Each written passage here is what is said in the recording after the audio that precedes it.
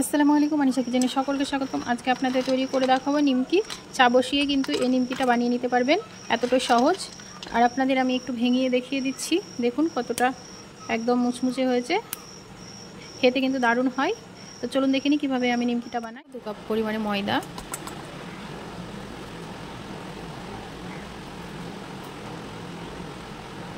দিয়ে দেবো 2 চামচ চিনি, কালো জিরা, লবণ, সাদা তেল। এবার ভালো করে ময়াম দিয়ে নেব। এইভাবে হাত দিয়ে ভালো করে ঘষে ঘষে ময়াম দিয়ে নিতে হবে। ময়দাটা আমি খুব সুন্দরভাবে কিন্তু ময়াম দিয়ে নিয়েছি, দেখুন কি সুন্দরভাবে আবার মিলিয়ে যাচ্ছে। এবার অল্প অল্প পানি দিয়ে মেখে নেব।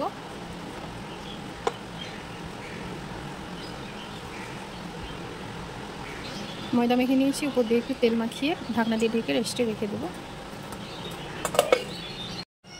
ময়দাটা একটু মথে নেব।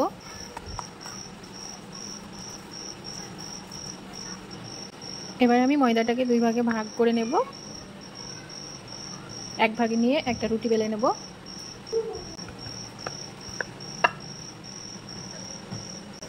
এইরকম পাতলা করে রুটি বেলে নিয়েছি, এবার কেটে নেব।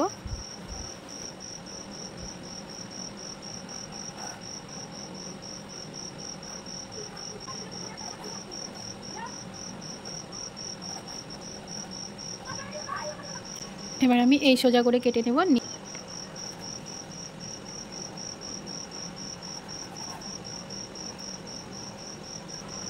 কেটে নিয়েছি, এবার একটা প্লেটে তুলে নেব।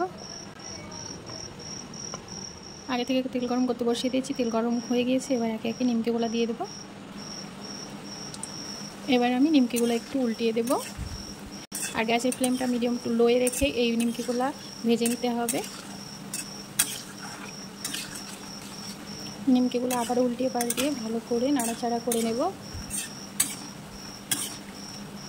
নিমকিগুলো ভাজা হয়ে গিয়েছে, এবার তেল থেকে তুলে নেব।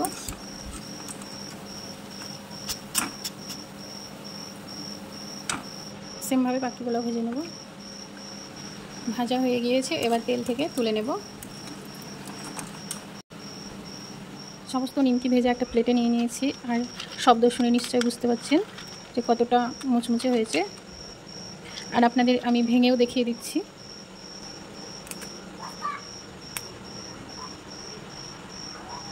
দেখে নিশ্চয়ই বুঝতে পারছেন যে কতটা খাস্তা আর মুচমুচে হয়েছে।